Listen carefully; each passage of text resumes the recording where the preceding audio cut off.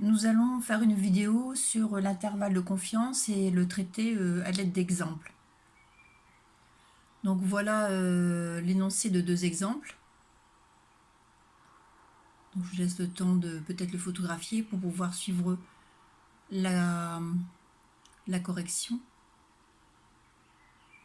Lors des élections municipales, le candidat A a obtenu 54% des intentions de vote lors d'un sondage sur un échantillon de 350 personnes. Si les personnes ont été sincères et si l'élection avait eu lieu le jour du sondage, le candidat aurait-il été élu au premier tour? Le candidat A commande un autre sondage sur un échantillon de taille N. À nouveau, il obtient au cours de son sondage 54% des intentions de vote. Avec ce sondage, il est élu au premier tour. Donnez la valeur, la plus petite valeur de N. Voilà. Donc on va commencer par ces deux premiers exercices.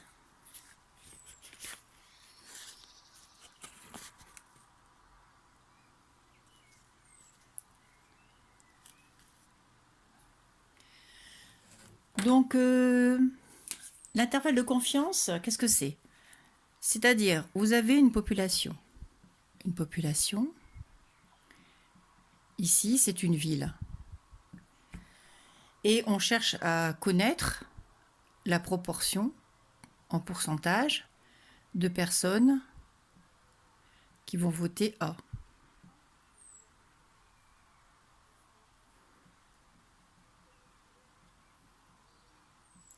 Qui vont voter A.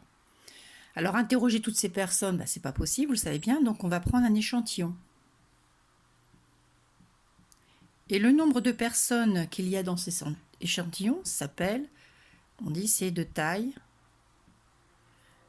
N.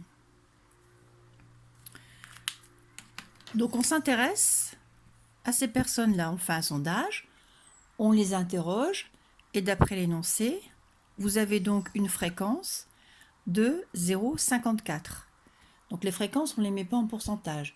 Donc 54%, vous écrivez une fréquence de 0,54, c'est-à-dire 54 divisé par 100.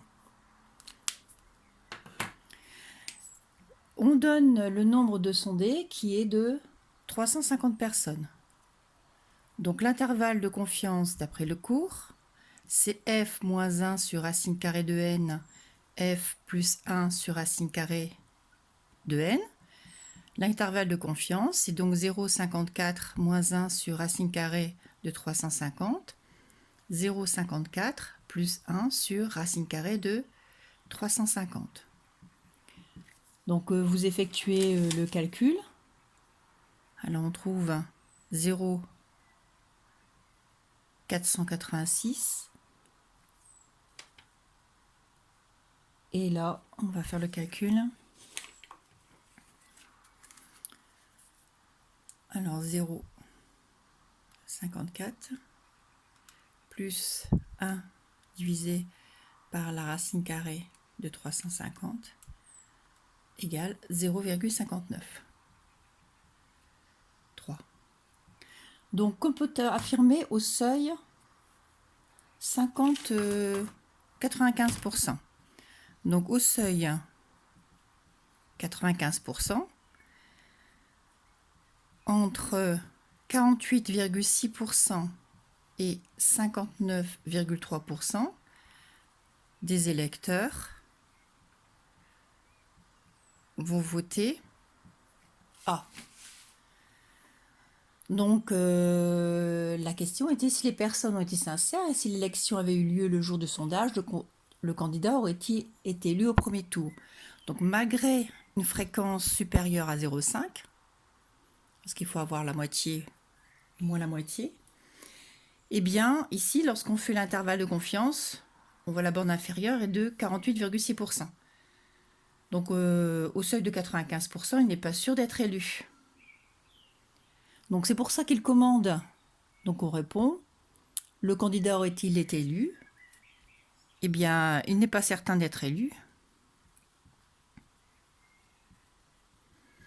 Et vous énoncez d'être élu, car la borne inférieure est plus petite que 50%. Voilà, donc il ne peut pas, avec ce sondage, bon, c'est quand même assez favorable, mais on ne peut pas dire qu'à 95%, il va être élu à ce moment-là. Il commande un nouveau sondage sur un échantillon de taille N. Donc ici dans la figure, je ne connais pas la taille de l'échantillon. Je continue la lecture de l'énoncé. Il obtient au cours de son sondage à nouveau une fréquence de 54%. Donc ça, je le laisse. C'est toujours dans la même ville. Et par contre, là, on sait qu'il a été élu au premier tour. Donc l'intervalle de confiance, il reste le même. Et ici, vous devez, à la place de 350, vous devez mettre N. Voilà. Donc on n'a pas plus d'informations. L'information que l'on a, c'est que si l'élection avait eu lieu, si elle avait lieu à ce moment-là, il est élu. Alors, comment l'interpréter? Ça veut dire que la borne inférieure est donc strictement supérieure à 0,5. La borne inférieure vaut 0,4 moins 1 sur racine carrée de n supérieure à 0,5. Et là, l'inconnu, c'est n. Et vous faites comme si vous aviez une résolution d'équation. Donc le 0,5, vous le transposez, ça fait 0,04 supérieur à 1 sur racine carrée de n. Donc un petit peu de règle de calcul, vous le multipliez par racine carrée de n qui est positif. Et donc, vous avez ici l'ordre qui ne change pas.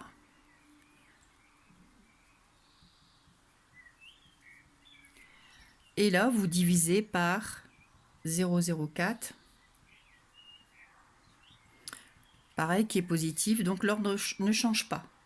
Donc vous avez en équation, vous avez racine carrée de n qui est donc supérieure à 1 sur 0,04.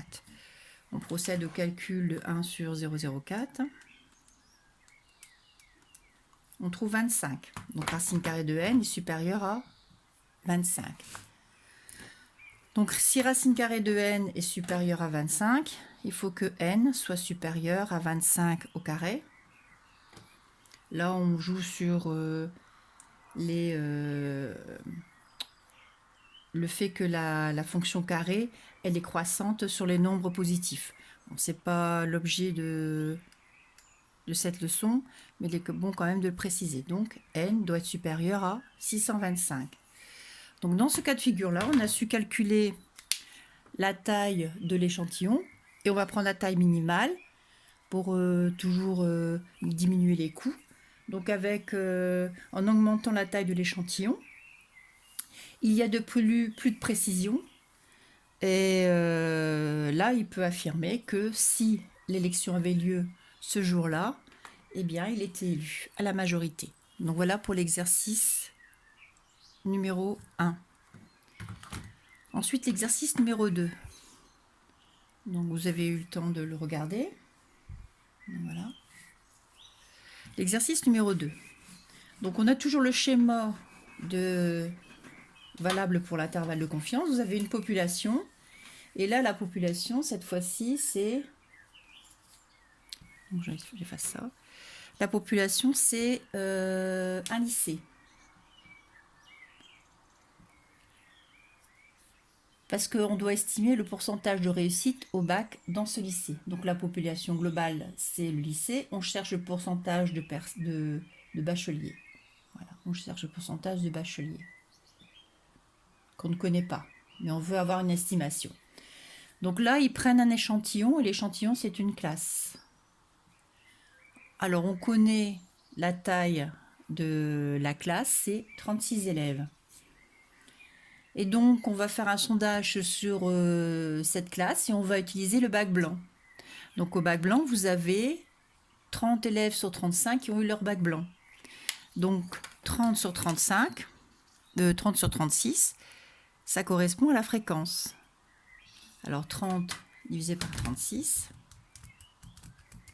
ça fait à peu près du 83,3%. Donc, on est sur de 83,3%. Donc, il faudrait savoir un petit peu au niveau du lycée comment estimer le pourcentage de réussite. Donc là, ça rentre dans le cadre de l'intervalle de confiance. Et donc, l'intervalle de confiance, c'est donc f moins 1 sur racine carrée de n, f plus 1 sur racine carrée de n. Donc là, dans le premier exercice, on avait centré sur la compréhension de l'intervalle de confiance et donc sans parler des conditions. Là maintenant, vous devez être un petit peu habitué à ce calcul d'intervalle de confiance. On va vérifier les conditions si on peut l'utiliser. Donc il faut que n soit supérieur ou égal à 30, vrai, car n vaut 36. Il faut que n fois f soit supérieur ou égal à 5. Donc vous faites 36 fois 30 sur 36, ce qui vous fait 30. Donc c'est supérieur à 5, c'est validé. Vous faites n fois 1 moins f, qui vaut donc 36 fois 6 sur 36. Ça fait 6 et c'est supérieur à 5. Voilà, donc les conditions, vous pouvez, sont vérifiées pour utiliser l'intervalle de confiance. Donc l'intervalle de confiance, on le calcule.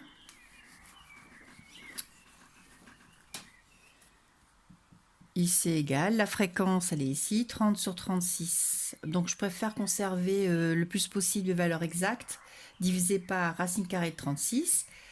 Et 30 sur 36 plus 1 sur racine carrée de 36. Alors ça fait 30 sur 36, donc 5 fois 6, 30, 6 fois 6, 36, donc on procède à une simplification. Racine de carré de 36, c'est 6, donc ici vous avez 5 sixièmes aussi, plus 1 sur 6. Et donc l'intervalle de confiance, c'est donc 4 sixièmes, et puis vous avez ici 5, ça fait 6 sixièmes. Donc 4 sixièmes, ça fait 2 tiers. Et là, c'est 1. Donc que peut-on... Alors 2 tiers, ça fait 0,66. Ouais. Donc on va travailler avec les valeurs approchées. Donc vous avez un peu 0,67 et là vous avez 1. Donc on peut en conclure que au seuil 95%, il y aura entre 67% et 100% de bacheliers. Donc, c'est le modèle mathématique rigoureux qui est appliqué. Alors, qu'en pensez? Je pense qu'on ne peut pas trop exploiter ce genre de résultats. Donc, on ne peut pas dire qu'il y aura un bon pourcentage de réussite parce que vous avez ici un intervalle beaucoup trop grand. Alors, ceci est dû à quoi? Au fait que vous avez la taille de l'échantillon qui est petit. Donc, on peut faire des calculs, mais après s'apercevoir que quelque part c'est pas exploitable et qu'il est souhaitable donc d'augmenter le nombre, la taille de l'échantillon. Nous allons aborder maintenant un dernier exercice d'actualité. Alors c'est sur la sortie du confinement du coronavirus. Alors, voilà. Donc vous avez un article de journal et qui parle bien donc de chiffres qui sont donnés grâce à une modélisation mathématique. Donc on va s'intéresser aux Hauts-de-France. Et dans les Hauts-de-France, entre 5% et 6% de la population a été contaminée par le coronavirus. Donc en premier, on demande quel est le modèle utilisé, justifié, donner les bornes de l'intervalle pour les Hauts-de-France et en déduire le pourcentage des contaminés parmi les personnes sondées et la taille de l'échantillon. Voilà, donc à partir d'un article de journal, on peut exploiter, qui est donc ici d'actualité, on exploite le modèle qu'on est en train de travailler, l'intervalle de confiance.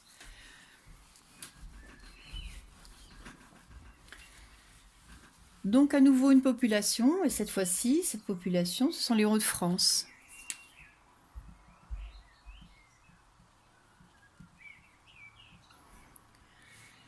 Donc on cherche le pourcentage de contaminés.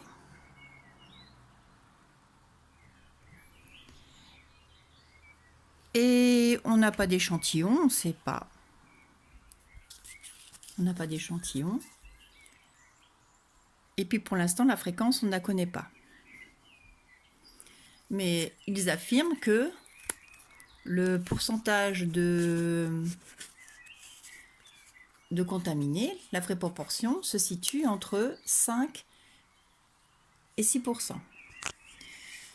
Donc là, le modèle utilisé, c'est on utilise l'intervalle de confiance.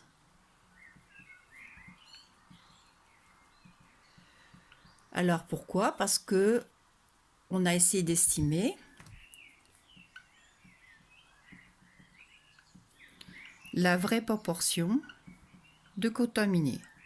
La vraie proportion donc de contaminés dans une région.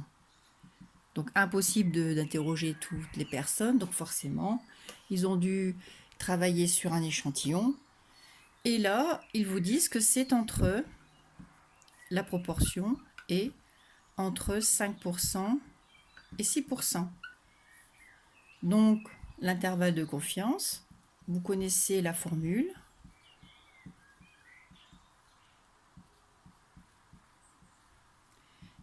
Et donc c'est 5 sur 100, entre 5% et 6%. Donc voilà les bornes de cet intervalle de confiance. Ensuite, vous devez en déduire le pourcentage de contaminés parmi les personnes sondées. Donc, comme on a vu que l'intervalle de confiance était centré, donc, alors je vais travailler avec les décimaux pour que ça aille mieux. Alors 5%, ici 0,6. Et donc la valeur milieu, la fréquence, elle est de 0,55. Donc c'est-à-dire 5,5% la fréquence. Donc une fois que vous avez cette fréquence, donc on va l'ajouter ici sur le schéma. Donc vous avez une fréquence de 0,055. En déduire donc le pourcentage de contaminés, c'est fait. Et puis le nombre de personnes, la taille de l'échantillon, c'est-à-dire ici le nombre de personnes interrogées. Donc le N, il intervient soit en borne inférieure, soit en borne supérieure. Donc peu importe. Donc on va utiliser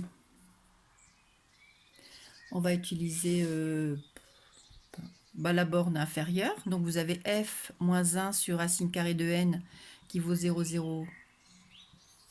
Donc on identifie. Vous avez ici la borne inférieure qui correspond à cette borne inférieure là. Donc ça s'appelle l'identification, qui nous permet d'avoir cette équation. Voilà, donc en mathématiques, l'identification surtout est très très importante pour amener à une équation que l'on résout. Donc dans ces lettres, le F on le connaît, c'est 0,055 moins 1 sur racine carrée de n qu'on ne connaît pas, égale 0,05. Donc comme tout à l'heure, on effectue une résolution d'équation. Et vous avez ici 0,005 est égal à 1 sur racine carrée de n. Alors, et ça donne...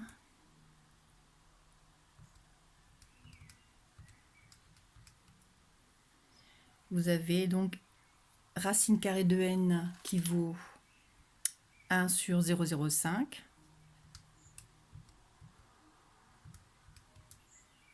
Vous avez racine carrée de n qui vaut 200. Alors ici, en résolvant, racine carrée de n vaut 200. Là, j'ai plus beaucoup de place. Et donc vous avez n qui vaut 400. 4000, pardon. Non, 200, vous ajoutez 0. Donc ça fait 40 000.